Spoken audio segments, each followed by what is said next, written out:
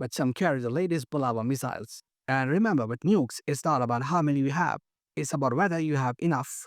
Spoiler, both do. Here's the danger. Public nuclear signaling can spiral quickly. Once one leader shows a nuclear chess move, the other has to respond. Not necessarily with weapons, but with something. So far, the Kremlin hasn't directly responded to Trump's submarine order. A Russian lawmaker basically shrugged and said, they already have more subs under control than the US, which is definitely not true. But that's the point. It's posture. This is classic Cold War theater. Except it's not the 1960s anymore. We have social media. Meaning, instead of shadowy backroom threads, we get nuclear escalation in real time with likes and retweets. If you're getting deja vu, you're not wrong. In 2017, Trump announced he had sent two nuclear submarines to the Korean Peninsula before meeting with Kim Jong-un. That was part of his fire and fury strategy, which, depending on who you ask, was either masterclass brinkmanship or reckless nuclear foreplay. Back then, at least there was some strategic ambiguity. Now, we are watching Trump name drop nuclear subs in public posts, like he's ordering an Uber Black. So why did Trump do this? Number 1, frustration. His peace talks with Putin haven't delivered. Number 2, ego. The Medvedev spat wasn't just about Ukraine, it was personal. Trump hates being publicly challenged, especially by foreign leaders. And number 3, messaging.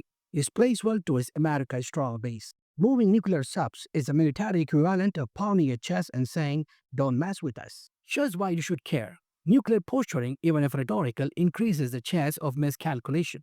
If one side thinks the other is actually preparing for a strike, they might take steps just in case, which the other side sees as escalation, and boom, you've got a feedback loop of paranoia. And remember, accidents happen. In 1983, a Soviet officer named Stanislav Petrov ignored a false alarm that said the US had launched missiles. If he had followed protocol, we might not be here. Now imagine that false alarm happening today, while Trump and Medvedev are playing who can clap back harder online. So the question isn't, will Trump's submarine stop Russia? It's, do we really want nuclear diplomacy happening on social media?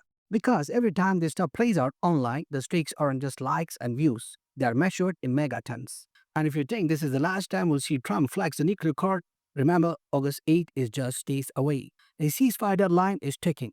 And in politics, deadlines have a nasty habit of ending with someone doing something reckless. So maybe, just maybe, we should stop treating submarines like they're part of a Twitter thread and start treating them like the end of the war machines they are. Because once those are in play, there's no delete tweet button. If you found this breakdown helpful, hit like, subscribe, and drop your thoughts below.